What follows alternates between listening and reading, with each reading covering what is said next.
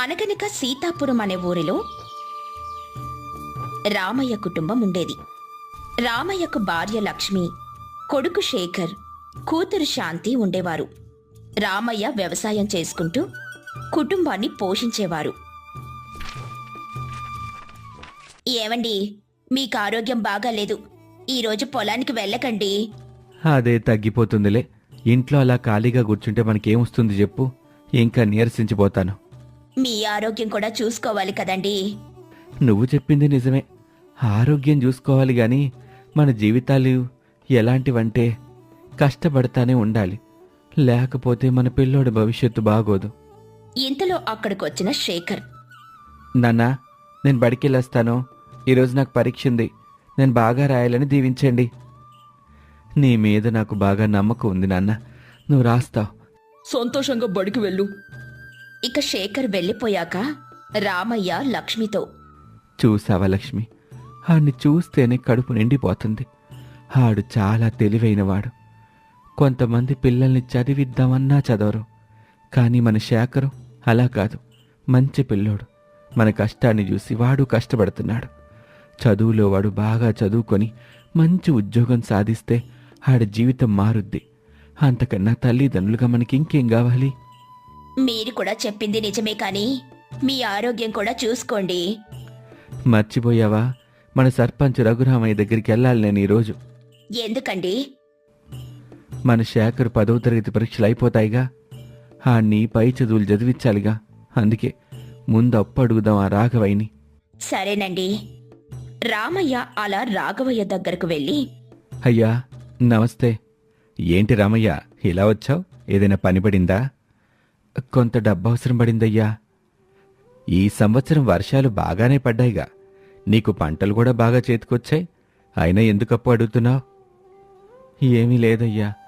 నా కొడుకు ఈ ఏడాది 10వ తరగతి పరీక్షలు రాస్తున్నాడు. వచ్చే ఏడాది ఆని పట్నంలో చదివిస్తాను. దానికి డబ్బు కావాలయ్యా. అందుకే మీ దగ్గర అప్పుగా అడుగుతున్నాను. రాఘవయ్య నవ్వుకుంటూ రామయ్యతో అయితే ఇలా అంటున్నాడు, అయినా నీకు అవసరమా ఇదంతా రామయ్య? నీ స్థాయి ఏంటి? దానికి తోడు నువ్వు ఆలోచించే విధానమేంటి? అలాంటి కోరికలు నువ్వు పెట్టుకోకూడదు. చక్కగా నీ తర్వాత వాణ్ణి కూడా పొలం పని చేయించు. అంతేగాని ఇలా అప్పుగా డబ్బడగమాకు. రామయ్య బాధగా అక్కడి నుండి వెళ్ళిపోయాడు. రాఘవయ్య భార్య దేవి రాఘవయ్యతో, ఎందుకండి అంత కటువుగా మాట్లాడి అతన్ని పంపించేశారు? మనలానే అతనికి కూడా ఒక కొడుకు. ఆ కొడుకంటే ప్రేముండదా ఏంటి? నీకు తెలీదూరుకో. వాడి కొడుకు మన కొడుకు. ఒకే తరగతి. మన కొడుకు కన్నా వాడు కొంచెం ఎక్కువే చదువుతాడు. ఒకవేళ వాడికి డబ్బు సాయం చేస్తే వాడి కొడుకు మన కొడుకు కన్నా పెద్ద స్థాయికి వెళ్ళిపోతే అప్పుడు ఈ ఊర్లో ఎలా తిరగను? అందరూ నా మొహాన పేదవాడైన రామయ్య కొడుకు ఒక మంచి స్థాయిలో ఉన్నాడు, ఊళ్ళో ధనవంతుడైన రాఘవయ్య కొడుకు మాత్రం దేనికి పనికిరాడు అని అంటుంటే నేను తట్టుకోలేను. ముందేం జరుగుతుందో ఎవరికి తెలుసు? ఈరోజు మనం మంచి పని చేశామా లేదా అన్నదే ముఖ్యమండి. వెళ్ళెళ్ళు, నీ పని చూసుకో. నాకు తర్వాత చెప్దూ గాని. మీరింక మారరు అని చెప్పి దేవి వంటగదికి వెళ్ళిపోతుంది. కొన్ని రోజులు గడిచాయి. 10వ తరగతి పరీక్షల ఫలితాలు విడుదలయ్యాయి. అందులో రామయ్య కొడుకు ఉత్తీర్ణతలో పాస్ అయ్యాడు. ఏవండి, చాలా సంతోషంగా ఉంది, అలానే బాధగా కూడా ఉంది. బాధెందుకే? మన కొడుకు మన పేరు నిలబెట్టాడు. వాడిని పై స్థాయి చదువులు చదివించడానికి మన దగ్గర డబ్బుల్లేవు. వాడిని ఎలా చదివిస్తాము? అదే అర్థం కావడం లేదు. ఆ రాఘవయ్యని డబ్బులడిగితే ఇవ్వలేదు. ఇప్పుడు మన పరిస్థితి ఏంటి? నువ్వేమీ దిగులు పడకు. అంతా మన మంచికే జరుగుతుంది. ఆ దేవుడే దారి చూపించాలి. ఇంతలో శేఖర్ వాళ్ళ బడిపంతులు రామయ్యతో, ఏమోయ్ రామయ్య, వ్యవసాయం చేసుకుంటూ కొడుకుని బాగా చదివించావు. అంతా మీ వల్లేనయ్యా.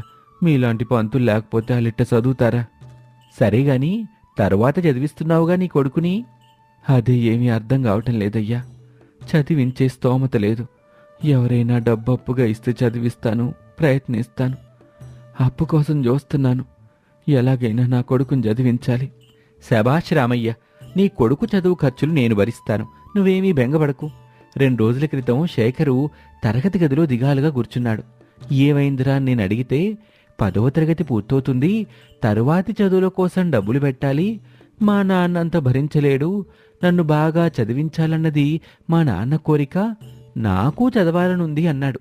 కానీ డబ్బులు పెట్టడానికి మా నాన్న చాలా కష్టపడతాడు, పైగా కష్టం నాకు తెలియకుండా చూసుకోవడానికి ఇంకా కష్టపడతాడు.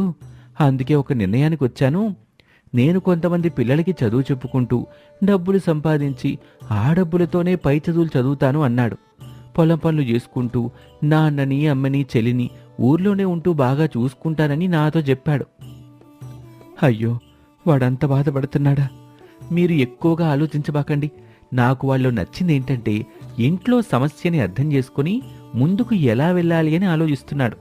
ఇంత చిన్న వయసులోనే అంతగా ఆలోచిస్తున్నాడంటే రేపు పెద్దయ్యాక ఇంకా ఎంతో మంది జీవితాలు బాగు చేస్తాడని నా గట్టి నమ్మకం. నాకు ఆ నమ్మకం ఉంది. అందుకే నేను వాడి చదువు ఖర్చులు భరిస్తాను.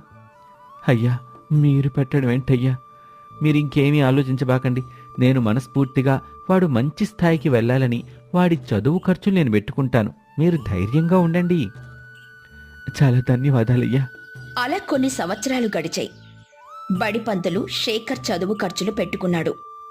అనుకున్నట్టుగానే శేఖర్ బాగా కష్టపడి మంచి సర్కారు ఉద్యోగం సంపాదించాడు. ఒకరోజు రామయ్య పొలంలో పనిచేస్తూ ఉండగా, ఏమో రామయ్య, నీ కొడుకెక్కడా? సంవత్సరాలవుతుంది, కనిపించటం లేదు. ఎక్కడైనా కూలి పనికి పెట్టావా? అయినా ఆ డబ్బులు మీకేం సరిపోతాయి. పట్నం వెళ్ళాడు, ఎన్ని చెడు అలవాట్లు నేర్చుకున్నాడో ఏంటో. మీకు ముందే జాగ్రత్త చెప్పా, మిమ్మల్ని మీ కొడుకు పట్టించుకోడేమో అని. నా కొడుకు చూడు, పట్నంలో చాలా బాగా చదువుకుంటున్నాడు, గొప్ప చదువులు. ఏదైనా ఆశకి హద్దుండాలి. ఎవరు ఏ స్థాయిలో ఆలోచించాలో ఆ స్థాయిలోనే ఆలోచించాలి.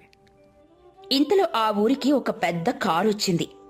ఆ కారులో నుండి శేఖర్ దిగి తన తండ్రి కాళ్లకు నమస్కారం చేశాడు. బాబు, నువ్వేనా? ఎన్ని రోజులైందిరా నిన్ను చూసి? అవునన్నా, ఎన్ని రోజులు నేను పడ్డ కష్టం ఇప్పుడు నెరవేరింది. ఇక మనం సుఖంగా ఉండొచ్చు. ఏదైనా ఉద్యోగం సాధించిన తర్వాతే మన ఊరికి రావాలి అనుకున్నాను. అలా అనుకున్నట్టుగానే ఉద్యోగం సాధించాను. అది కూడా చాలా పెద్ద ఉద్యోగం. ఇక మనం పెద్ద ఇల్లు కట్టుకోవచ్చు. చెల్లెలికి ఘనంగా పెళ్లి కూడా చేయొచ్చు. నేను అనుకున్నట్టుగా నిన్ను అమ్మని ఇంకా బాగా చూసుకోవచ్చు. శేఖర్ రామయ్య మాటలు అక్కడున్న రాఘవయ్య వింటాడు. ఇంతలో ఆ ఊరికి పోలీసులొచ్చారు. మీరేంటి ఇలా వచ్చారు? నమస్తే సార్, ఈ ఊర్లో రాఘవయ్య కొడుకు సీను అనే వ్యక్తి పట్నంలో దొంగతనం చేశాడు. అతన్ని పట్టుకోవడానికి చూస్తే తప్పించి తిరుగుతున్నాడు. అలా అతని వివరాలు కనుక్కొని ఈ ఊర్లోనే ఉన్నాడని తెలుసుకుని వచ్చాం. మీకు అతని గురించి ఏమైనా తెలుసా? మీరు అతన్ని వదిలేయండి. ఇది నా ఆదేశం అనుకోండి. ఇంకోసారి అతను తప్పు చేయకుండా నేను చూసుకుంటాను. మీరు ఇక్కడి నుంచి వెళ్ళొచ్చు. సరే సార్, వెళ్ళొస్తాం. పోలీసులు వెళ్లిపోయాక రాఘవయ్య శేఖర్తో, నన్ను క్షమించు బాబు. నేను డబ్బున్నాన్నని ఎంతో గర్వంగా ఉండేవాణ్ణి. కానీ నాకిప్పుడు అర్థమైంది, మనిషికి కావాల్సింది డబ్బు కాదు, గుణమని. అది నీలో ఉంది. నీ జీవితంలో మార్పు నాలో మంచి గుణాన్ని కలిగించేలా చేసింది. నిజంగా మిమ్మల్ని ఎన్ని క్షమాపణలు అడిగినా తక్కువే. ప్రతి మనిషికి ఒక మంచి రోజు వస్తుంది. మీ నాన్నగారు నేనెప్పుడు ఎన్ని మాటలన్నా మౌనంగానే ఉన్నారు. ఎలాంటి విషయాల్లో గర్జించాలో, ఎలాంటి విషయాల్లో మౌనంగా ఉండాలో మీ నాన్న దగ్గర చూసే నేర్చుకోవాలి. ఇది నాకు మంచి గుణపాఠం. అలా ఒక్క శేఖర్ జీవితం మార్పు ఆ ఊరి వాళ్ళ జీవితాన్నే మార్చింది. ఆ ఊరిలో ఒక పాఠశాల నిర్మించాడు శేఖర్. రహదారులు బాగు చేయించాడు. పేదవాళ్లకు భోజనం అందేలా చేశాడు. ఎవరికైనా ఆపద వస్తే ఒకరికొకరు సాయం చేసుకునేలా మనుషులను మార్చాడు. ఇదే కదా చదువు నేర్పిన నిజమైన పాఠం. ఈ కథలోని నీతేంటంటే, మన మార్పు ఇతరుల జీవితాన్ని కూడా మార్చేలా ఉండాలి. చేస్తున్న పని గొప్పదైతే ఈరోజు నీకు కష్టం కలిగినా ముందడుగు వేయడం మానకూడదు. ఈరోజు ముళ్ళ రహదారి రేపటి పూలదారవుతుంది జీవితంలో. అనగనగా సీతాపట్నం అనే ఊరిలో రామయ్య కుటుంబం ఉండేది. రామయ్యకు భార్య లక్ష్మి, కూతురు రాధ ఉండేవారు. రామయ్య ఆ ఊరిలో బాగా డబ్బున్న వ్యక్తి, అలానే మంచివాడు కూడాను. ఒకరోజు రామయ్య భార్య లక్ష్మితో ఇలా అంటున్నాడు. లక్ష్మి, ఎవరైనా వచ్చారా మన ఇంటికి? ఎవరో వంటవాడంట. అదేదో ఊరు నుండి వచ్చాడంట. ఏదైనా పనుంటే చూడండమ్మా అని అంటున్నాడు. పెద్ద వయసేం కాదు, ఒక యువకుల్లా ఉన్నాడు. వంటవాడా? మన ఇంటి వంట మనిషి కొన్నాళ్ళుగా సరిగ్గా రావటం లేదుగా. ఇతని పద్ధతి బాగుంటే ఇతని వంటవాడిగా నియమించుకుందాం. ఇక లక్ష్మి అతన్ని పిలవగా ఆ యువకుడు లోపలికొచ్చాడు. రామయ్యకు నమస్కరిస్తూ, నమస్తే అయ్యా, నా పేరు శంకరం. మా ఊర్లో పెద్దలు మాట్లాడుకుంటుంటే విన్నానయ్యా, మీ ఇంట్లో వంట మనిషి అవసరమని. అందుకే మీ ఊరు వచ్చాను. సరే, ఏం తెలుసు నీకు వంట గురించి? మాదైతే చిన్న కుటుంబం కాదు, నీకు తెలిసిందేగా. ఈ ఊర్లో పెద్ద కుటుంబం అంటే మాదే. కొన్నిసార్లు చాలామంది భోజనానికి వస్తారు. అలాంటి సమయంలో అందరికీ వండి పెట్టాలి, అది కూడా రుచికరంగా. ఎక్కువ సాంప్రదాయ వంటలు అయ్యుండాలి. నాకు సాంప్రదాయ వంటలే బాగా వస్తాయ్యా, అవే నేర్చుకున్నాను చిన్నప్పటి నుంచి. బియ్యం మెతుకు కూడా చూసి చెప్పగలను. నీ పని ఎలా ఉంటుందో నాకు తెలియాలిగా. ముందేదైనా వంట చేసి దాన్ని పెట్టు. తినే రుచి ఎలా ఉంటుందో చూసి నేను పనిలో పెట్టుకోవాలా వద్దా అని అప్పుడు ఆలోచిస్తాను. రామయ్య భార్య లక్ష్మి వచ్చి శంకరానికి వంటగదిని చూపిస్తుంది. బాబూ, నిన్ను చూస్తే చిన్నవాడిలాగా ఉన్నావు. నువ్వు వంటలు చేస్తావా? మా అవ్వ చెప్పినట్టు వంట తెలిసినోడే నిజమైన మనిషి. ఆహారం రుచిగా బావుంటేనే మనుషులు బావుంటారమ్మా. చిన్నవాడివైనా చాలా బాగా చెప్పావు. చూద్దాం వంట ఎలా ఉంటుందో. వంట చేస్తావు కదా. ఇక శంకరం వంట మొదలు పెడతాడు. వాసనకు అందరికీ నోరూరుతుంది. వంట పూర్తి చేసి ఆ వంటలను వడ్డిస్తాడు. మధ్యాహ్నం భోజనం తర్వాత, ఇంత రుచిగా భోజనం చేసి ఎన్ని రోజులైందో. ఈ కూరలో పసుపు వాసన లేదు గాని చాలా చక్కగా ఉంది. ఏం చిట్కాతో చేశావు? పసుపు అయిపోయిందయ్యా, దానికి బదులుగా పచ్చిమిరపకాయ పేస్ట్ చేశాను. ఇది కూడా పసుపు మాదిరిగానే రంగిచ్చుద్ది. అంతేకాదయ్యా, సహజమైన వాసన కూడా వచ్చింది. అబ్బో, తెలివైన వంటవాడివే. ఏదో అనుకున్నాను నీ గురించి, కానీ వంట మాత్రం చాలా బాగుంది. కాబట్టి ఈ రోజు నుంచి నువ్వే మా కొత్త వంటవాడివి. ఏమండి, ఈ శంకరం పనిలో చేరినప్పటి నుండి మా పెరట చెట్లు బాగా పెరిగిపోతున్నాయి. కేవలం వంట మాత్రమే కాకుండా చెట్లకి రోజు నీరు పోసే పని కూడా పెట్టుకున్నాడు. అది మనకు మంచిదేగా. మంచి పనివాడు దొరకటానికి కూడా ఒక అదృష్టం ఉండాలి. నేను పనుల్లో ఉండటం వల్ల అసలు నాకు ఖాళీనే ఉండదు. కానీ ఈ శంకరం వల్ల నాకు పని సులభం అవుతుంది. రోజు ఉదయం శంకరం లేచి ఇంటి ముందు శుభ్రం చేస్తున్నాడు. ఊరి పిల్లలు ఇంటి ముందు చెత్త పడేసిపోతే వెంటనే ఆ ప్రదేశాన్ని శుభ్రం చేస్తున్నాడు. దానికి ఒక బాధ్యత గల పనివాళ్లా మెసులుకుంటున్నాడనమాట. అలా కొన్ని రోజులు గడిచాయి. ఒకరోజు, ఏవండి, నేనొకటి గమనించాను. ఏంటది? ఈరోజు శంకరం ఒక చిన్న పిల్లకి చదువు చెప్పడం చూసా. అయితే మన శంకరానికి చదువు కూడా వచ్చా? ఆ రాత్రి శంకరంతో రామయ్య, శంకర, నువ్వు ఏ ఊరివాడివి? నువ్వు చదువుకున్నావా? ఈ వంటవాడి వేషం వెనక నిజమేంటో చెప్తావా? నీ గురించి తెలుసుకోవాలి.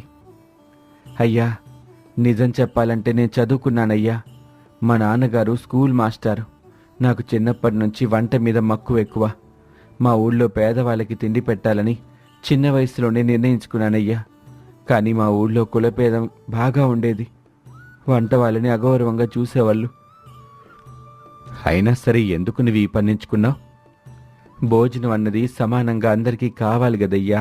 పేద ధనిక తేడా లేకుండా మంచి అన్నం తినిపించాలన్నదే నా లక్ష్యం. నీలో ఎంతో మంచి ఆలోచన ఉంది కదా శంకర.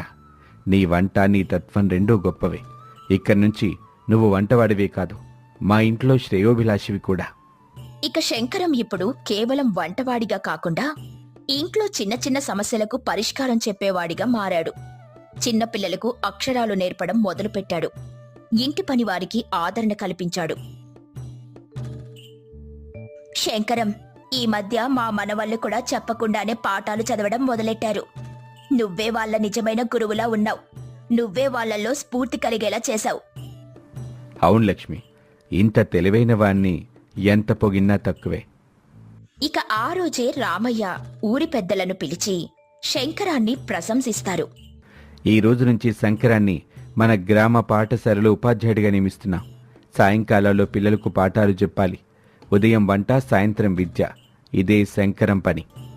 నాకు గొప్ప గౌరవం అవసరం లేదయ్యా. ఈ అవకాశం ఇచ్చారు. అంతే చాలు. అన్నం పెట్టడం, అక్షరం నేర్పడం ఒకటే అనిపిస్తుందయ్యా. అలా ఒకరోజు దేవి అనే మహిళ రామయ్యతో ఇలా అంటుంది. ఈ మధ్యన నా కొడుకు పాఠశాలలో శంకరం చెప్పిన పాఠాలు చెబుతున్నాడు. అంతకుముందేమో బడొద్దంటూ ఏడ్చినవాడు ఇప్పుడు రోజు ఉదయాన్నే లేచి బడికి సిద్ధమవుతున్నాడు. నాకే చాలా ఆశ్చర్యంగా అనిపించింది. అన్నట్టు ఊరి పిల్లలంతా సాయంత్రం మన ఇంటి దగ్గరకు చేరిపోతున్నారు. శంకరం వాళ్ళను ఆడిస్తూ నేర్పిస్తూ పాఠాలు చెబుతున్నాడు. అవును, వంటతో మొదలైన దారి ఇప్పుడు విద్యాకాంతి వైపు నడుస్తోంది. మన వంటవాడి ఆలోచన ఊరికి మార్గం చూపిస్తుంది. ఊరిలో ఒక సమావేశం ఏర్పాటవుతుంది. ఊరి పెద్దలు, రైతులు, మహిళలు అందరూ హాజరవుతారు. గ్రామ పెద్ద బుచ్చిరెడ్డి. ఈ ఊర్లో చీకటి లోకాల్లో మిగిలిన విద్య అనే వెలుగు శంకరం వల్లే వెలుగుతోంది. మనం ఇప్పటి వరకు వంటవాణ్ణి ఓ పనివాడిగా చూశాం. కానీ ఈ శంకరం ఎంతో గొప్ప వ్యక్తిత్వం కలవాడు. మా పిల్లల్ని ఎవరు పట్టించుకునేవారే కాదు. మేం పొలం నుండి రాగానే అలసిపోయి పడుకుంటాం. కానీ శంకరం వారిని చదవమని బలవంతం చేయలేదు. పైగా ప్రేమగా ఆకర్షించాడు. మా కూతులు కూడా శంకరం దగ్గరే చదవటం మొదలెట్టారు. ఈ ఊళ్ళో మగ పిల్లలతో పాటు అమ్మాయిలు చదువుకోవటం మొదలైందంటే అది శంకరం గారి వల్లే. మన ఊళ్ళో కరువు కాలంలో ఆకలితో అలమటించిన వాళ్ళున్నారు. చిన్నపిల్లలకి తిండి లేక బాధపడుతున్నారు. దీనికి పరిష్కారం ఒక ఉచిత భోజన కేంద్రం ఏర్పాటు చేయటం. ఏమంటారు? ఇలా అడిగినందుకు తప్పుగా తీసుకోబాకండి. బావుంది శంకర, నువ్వు చెప్పినట్టే ఏర్పాటు చేద్దాం. చిన్న చిన్న విషయాల నుంచి మార్పు మొదలవ్వాలి. ఆహారాన్ని వృధా చేయకుండా పేదలకు పంపే పథకాన్ని ప్రారంభిద్దాం. నిజమే. ప్రతి ఇంట్లో మిగిలిన అన్నాన్ని గిన్నెలో వేసి శంకరంతో కేంద్రానికి పంపితే ఒక్కరైనా ఆకలితో నిద్రపోవాల్సిన అవసరం ఉండదు. అలా వారాలు ఊరిలో మార్పు స్పష్టంగా కనిపిస్తోంది. ఊరంతా శుభ్రంగా ఉంది. పిల్లలు చదువుతున్నారు. పేదవాళ్ళకి ఉచిత భోజనం. ఈ శంకరం నిజంగా మన ఊరికి వరమయ్యాడండి. నాకు చాలా బాధగా ఉంది లక్ష్మి. నాకెంత వయసు వచ్చింది, ఇంత అనుభవం వచ్చింది, కానీ శంకరానికి వచ్చిన ఆలోచన నాకెందుకు రాలేదని బాధగా ఉంది. ఒక జాతర రోజు వేదికపై శంకరం పిలువబడతాడు. వందలాది మంది హాజరవుతారు. శంకరాన్ని చూసి అందరూ గర్వంగా చూస్తారు. శంకరం వేదికపై మాట్లాడుతూ, నా మార్గం వంటతో మొదలైంది. నేనొక వంటవాణ్ణి. వంట అనేది ఒకరి కడుపు నింపటం మాత్రమే కాదు, జీవితంలో సరైన మార్గంలో నడిచేలా చేయటం. అలా జరగాలంటే చదువు మాత్రమే మార్గం. వంట చేస్తూ పిల్లలకి అక్షరాలు నేర్పటం, పెద్దలకి ఆరోగ్యం గురించి చెప్పటం, పేదవాళ్ళకి అన్నం పెట్టటం, ఇవే నా ధ్యేయం. అంతటితో కాక శంకరం పక్క ఊరుకు ఆదర్శమవుతాడు. పల్లె అభివృద్ధి కోసం అతడి పద్ధతులు ప్రభుత్వం వరకు చేరుతాయి. అతని పేరు శంకరం. ఒక మంచి వంటవాడే కాదు, గొప్ప విద్య అందించే మాస్టర్ కూడాను అని అందరూ అనుకునేవారు. ఈ కథలోని నీతేంటంటే వినయం, క్రమశిక్షణ, సేవాభావం అనేవి నిజమైన విద్య. పాఠశాలలు చదువు చెబుతాయే కాని జీవితంలో ఎలా ఉండాలనేది నేర్పేది మాత్రం శంకరం లాంటివారే. తెలివంటే కేవలం చదువు కాదు, సేవ చేసే తత్వం కలిగి ఉండాలి.